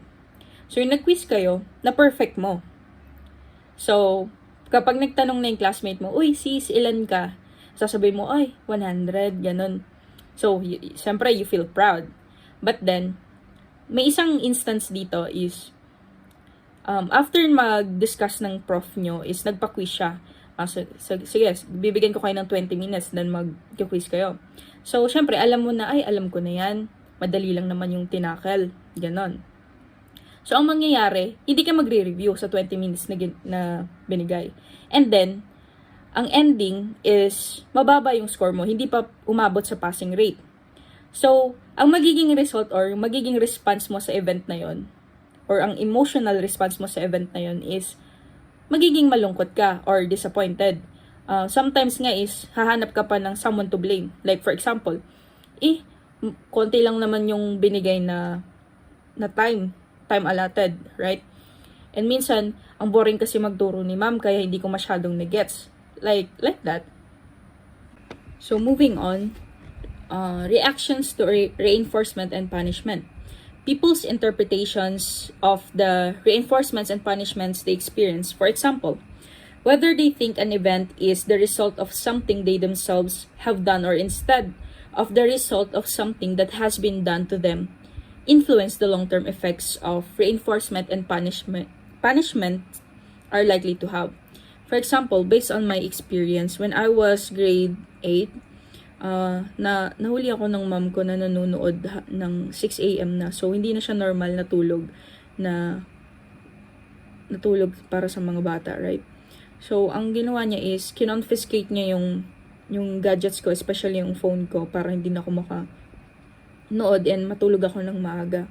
So, at first, ang naging reaction ko doon is, nalungkot ako and na-disappoint. But then, at nalang wayra, na-realize ko na, yeah, it's for my health. And kapag siguro hinayaan ko na ganun lang, is masasanay ako and baka sakali, ngayon may sakit na ako. Next, self-efficacy and expectancies. When learners attribute their success and failures to stable factors, perhaps to innate ability or inability, they expect their future performance to be dissimilar to their current performance. Like for example, sumali ka sa quiz bee, and then nag-failed ka, or hindi ka pinalad na manalo. And then, may instance na inaya ka na sumali ulit sa quiz bee. Ang mangyayari nun is, ma-generalize mo na, baka matalo lang din ako ulit. In contrast, when they attribute success and failures to unstable factors, For instance, to effort or luck. Their current success rate has little influence on their future expectation. Example, tumaya ka sa loto. Hindi mo naman talaga iisipin na or magdedepende ka na, ay sige, mananalo ako dito. So, you have a little expectation to that. Kapag sakaling lumabas yung numbers and hindi ka nanalo, hindi ka madi-disappoint or kumbaga, less expectation, less disappointment, right? Ang tanging pinanghahawakan mo sa mga ganyang bagay is yung swerte or luck. The optimistic learners, those with the highest expectations for future success, are the ones who attribute their successes partly to stable, dependable factors such as a natural talent and consistently supportive environment. Thus, they'll know that success wasn't a fluke, and partly to unstable but controllable factors such as effort and strategies. Thus, they'll continue to work hard. At the same time, they should attribute their past failures primarily to unstable factors that they control and change. Next is the effort and persistence. In general, learners are most likely to exert effort and persistence after a failure if they attribute the failure to internal, unstable, and controllable variables. But blaming only lack of effort can backfire. Isa sa mga example is learners who try hard and still fail are likely to reach the conclusion that they have a low ability and that they simply don't have what it takes. Kumbaga, you have tried your best na mapas yung exam sa isa sa mga gusto mong school and you failed 2 times or more than that. Kaya, ikukonclude mo na, baka hindi talaga to para sa akin. Baka hindi talaga ganun ako katalino para ipasa yung mga exams sa mga dream schools ko. Next, such attributions often characterize good students who know that they need not only to work hard but also to work strategically. Dito ko may papasok yung kasabihan na, don't work hard but work smart, right? You just don't have to work hard but insert a strategic ways para mas mapadali yung pag tatrabaho mo or pag-study mo. Like for example, in a study setting, you would choose a peaceful environment na walang maingay so that you can focus and many more. Attributions and effort sometimes interact in unproductive ways. Let's once again focus on the learners with entity view of intelligence. Ito yung mga they view themselves as considers bobo daw sila. Like, hindi na sila willing matuto, hindi na sila willing maturuan ng iba dahil alam naman nila na hindi na nila kayang, parang nag-set na sila ng boundary na, ay, hanggang dito lang ako. Kasi they viewed intelligence as different from the definition it is. Entity view learners tend to believe that ability and effort are inversely related. Success with little effort reflects high ability, and success that comes only with a great ideal or deal of effort is a sign of low ability.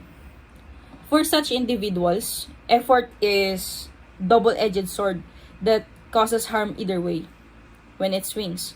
Double-edged sword. In particular, those who perceive themselves as having low ability are in a no-win situation. If they don't try hard, failure is inevitable.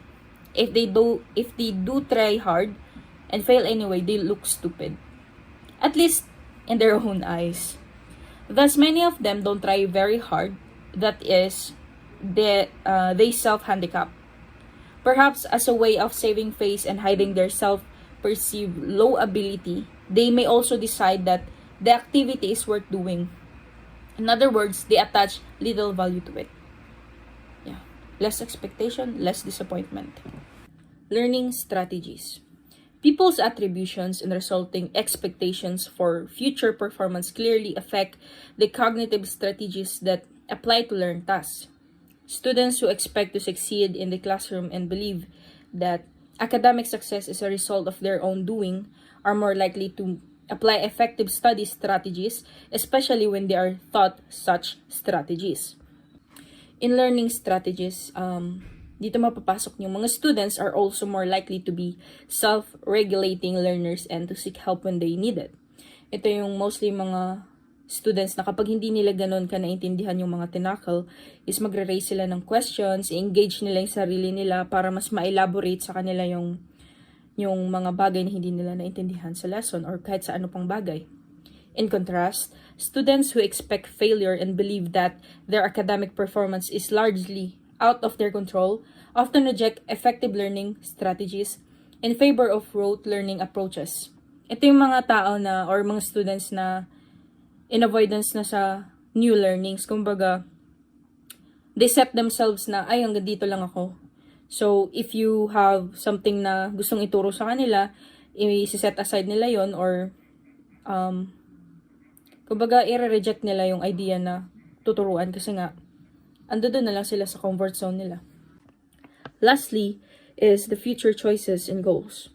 As you might expect, students whose attribution lead them to expect success in particular subject areas or in school, in general, are more likely to pursue challenging courses and set their sights on completing high school. Learners' attributions also affect the achievement goals they have set for themselves. Once again, their beliefs about intelligence, whether it's a relatively permanent entity or alternatively, an ability that can change incrementally over time, come into play. So, in particular, if learners believe that ability is something they either have or don't have, rather than something they can enhance with hard work, they're up to set performance goals and assess their inborn talent by comparing themselves to others. In contrast, learners who subscribe to an incremental views are apt to set mastery goals and assess their ability by monitoring their progress over time. For example, in a series of studies conducted by Dweck and her associates, it is described in Dweck 2000. Middle school students were told they could choose one of three tasks, which were described as the follows. Number one that's easy enough so you won't make mistakes. 2, one that's like something you're good at but hard enough to show you're smart. 3, one that's hard, new, and different. You might get confused and make mistakes, but might learn something new and useful.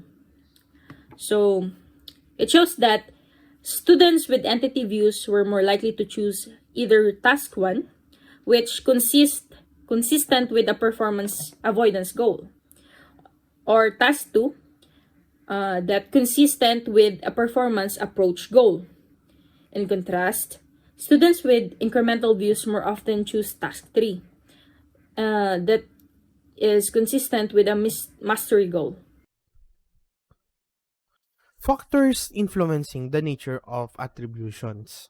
Number 1 is age. Young children become increasingly able to distinguish among the various possible causes of their success and failures: effort, ability, luck, task difficulty, and so on. One distinction they increasingly get a handle on it is between effort and ability. In the early stages of elementary grade schools, children think of effort and ability as positively correlated. People who try hard are more competent. Thus, they try to attribute their success to hard work and are usually optimistic about their chances for future success as long as they try hard. Another one is sometimes around age 9, they begin to understand that effort and ability often compensate for each other, and that people with less ability may need to exert greater effort.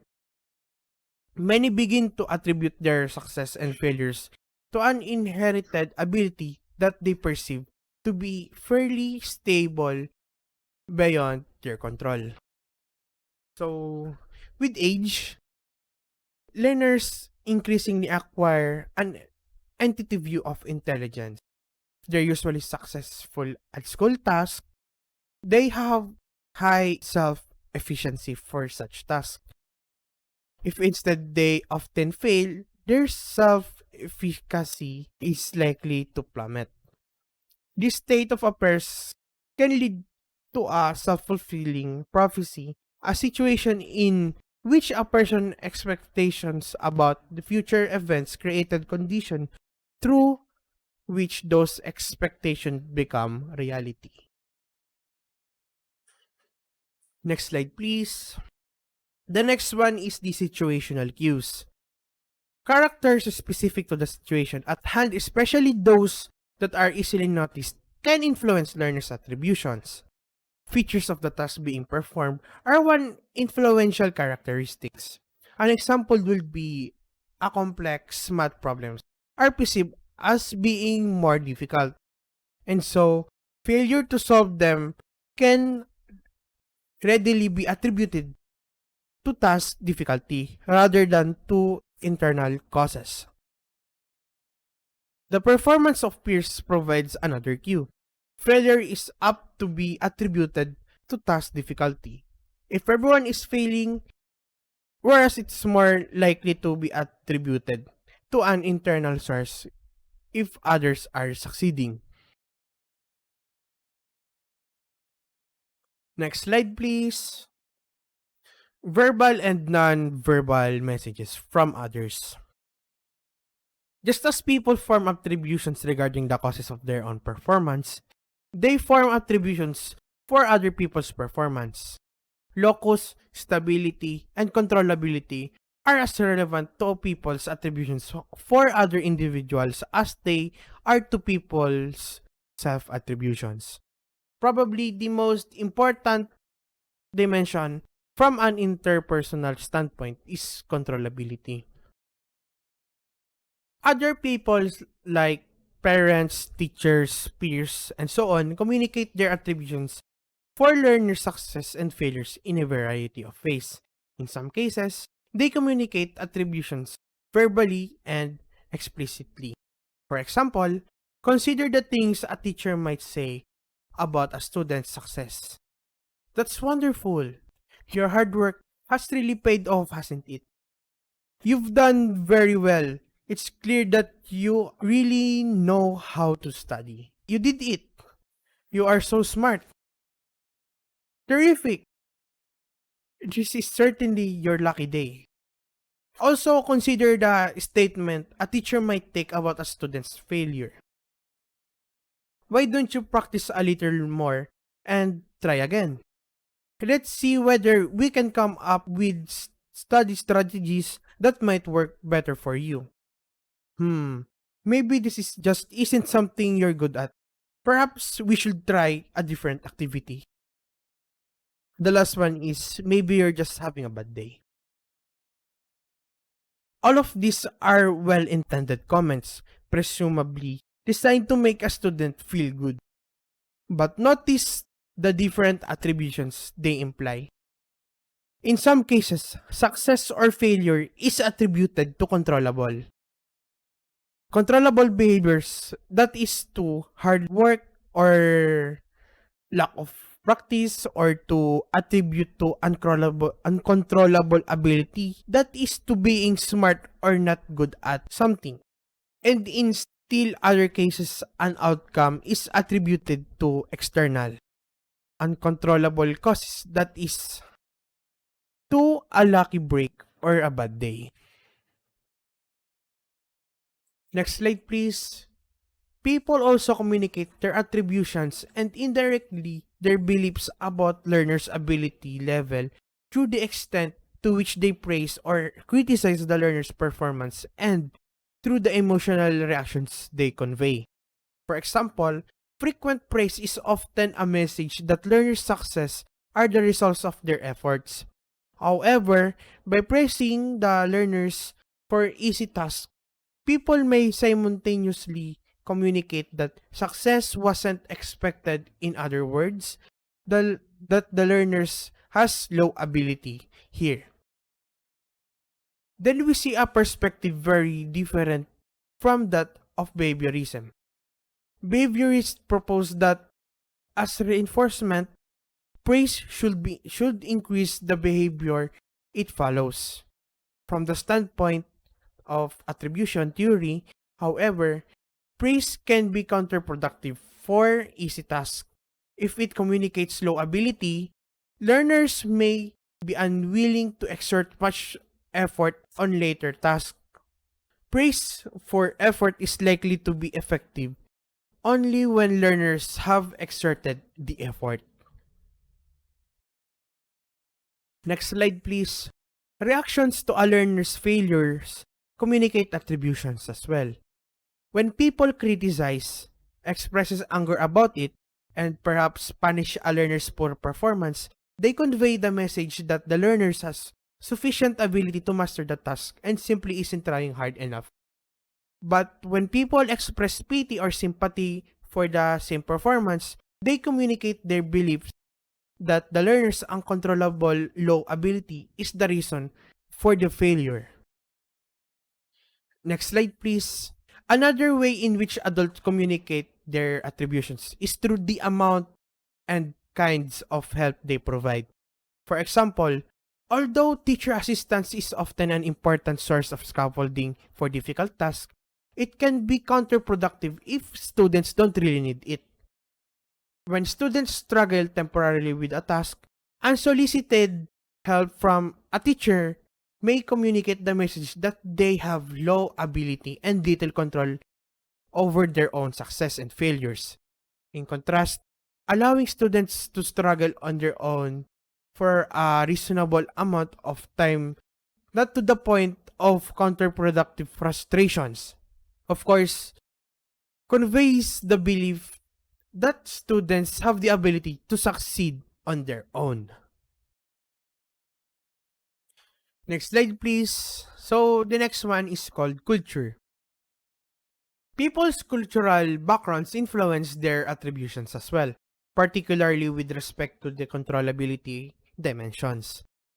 Example, members of some religious groups may place their fates in the hands of God, karma, or some other metaphysical force. Another example would be students from Asian backgrounds are more likely to attribute classroom success and failures to unstable factors. Effort in the case of academic achievements and temporary situational factors in the case of appropriate or inappropriate behaviors than students who have grown up in mainstream Western culture. In contrast to many Western students who are such attributions are often but not always a benefit. For instance, if students attribute their failures as well as their success to effort and if they place high priority on bringing honor to their families. Next slide, please. So, the next is called gender. Some researchers have found gender's difference in attributions, especially in stereotypically male domains such as mathematics and sports. In this instance, males are more likely to attribute their success to ability and their failures to lack of effort, thus assuming the attitude that I know I could do this because I have the ability. Females shows the reverse pattern. They attribute their success to efforts and failures to their lack of ability, believing that I don't know if I can keep on doing it because I am not very good at this type of thing. Next slide, please. The last one for my part is image management. To maintain positive interpersonal relationship and thereby satisfy their need for relatedness, they began to modify their attributions for the particular audience at hand. This phenomenon is called face saving, but I suggest using the broader term image management. Encouraging motivating cognition. These are the factors and benefits of self-regulation and internalized motivation in mind that consider several factors that influence motivation, including interest, expectancies, values, goal, and attribution. However, some general principles that can guide teachers' effort to enhance student motivation and consequently also student learning and achievement in the classroom. So basically, challenge promotes competence and competence promote desire for more challenges. These are the some general principles that can guide teachers' effort to enhance student motivation and consequently also student learning and achievement in the classroom. First, students learn more when they find materials are interesting as well as informative. Second, students typically enjoy opportunities to the response actively during learning activities. Third, they enjoy subject matter to which they can relate. Fourth, they are curious about things that are new and different from them. And lastly, they tend to engage in a fantasy and make believe. And students tend to be more optimistic about their chances of successes when they have environmental support for their efforts. And also, students are more motivated to learn in the classroom matters when they believe it has value for them personally. And also, students learn more effectively when they set goals for themselves. And the classroom activities are more effective when they enable students to meet several goals at once. And lastly, the systematic attribution retaining can be positively impact attribution, but probably though such a state of affairs would be absolutely exhausting and probably quite discouraging as well as instead teachers should probably strike a balance between easy tasks, those that will boost self-confidence over the short run and the challenge so critical for long-term sense of competence and self-efficacy. Next, we have explanatory style. This refers to the general way in which a person interprets and explains day-to-day events and consequences. There are two types of explanatory style: mastery orientation and learned helplessness. First, we have mastery orientation. This refers to people with a can-do attitude. They tend to do well in classroom tasks despite of previous grades and class standings. Learned helplessness, on the other hand, refers to people that attribute their success to outside uncontrollable factors. People with this explanatory style tend to underestimate their own ability, set goals they can easily achieve, avoid tasks that maximize their learning and growth, and lastly, respond to failure in counterproductive ways that might lead to future failures. In some extreme cases of learned helplessness, it typically manifests itself in three ways. First, we have motivational effect. Individuals affected with this are slow to exhibit responses that shall yield towards desirable outcomes and escape undesired situations. Second, we have cognitive effect. Individual with this case has trouble learning new behaviors that could improve environmental situations. The third and last one, we have emotional Moving effect. on to slide 100. Individuals with this case of Motivation, learned helplessness affect, and tend to be self-regulation. passive, withdrawn, So, how does anxious, motivation and and affect depressed. influence self-regulation? This part states that those who are intrinsically motivated tend to initiate more, persist in tasks, and are more likely to use effective strategies. They have a sense of both self-efficacy and determination, and they attribute their successes to their good strategies and met goals. So, for example, let's say Elsa. Elsa had the perfect score on her exam, so she attributes this success and good news to her good time management, focus, good memory, or a tactic she used when taking that exam. However, Elsa has trouble asking for help kasi motivation and self-regulated learning affects one's help-seeking behavior in a way that individuals view it as a threat to their competence, self-worth, views of intelligence, or fear of rejection, or simply fear of looking ignorant or stupid. In reverse, how does self-regulation influence motivation and affect? So, self-regulating individuals control their motivation and affect in such ways like aligning their assigned tasks with their areas of interests. They maximize their creativity in order to make it interesting, and they avoid limiting factors. Kumbaga, they own it in order to feel it, and in turn motivate themselves to do it. I, for example, use self-regulation to motivate myself to do things. I always try to put myself in whatever I do kasi I think na if I do it, there has to be some sort of path in it. Kasi I'm gonna do it anyway, so why do it half-heartedly when I can put my all and make it interesting?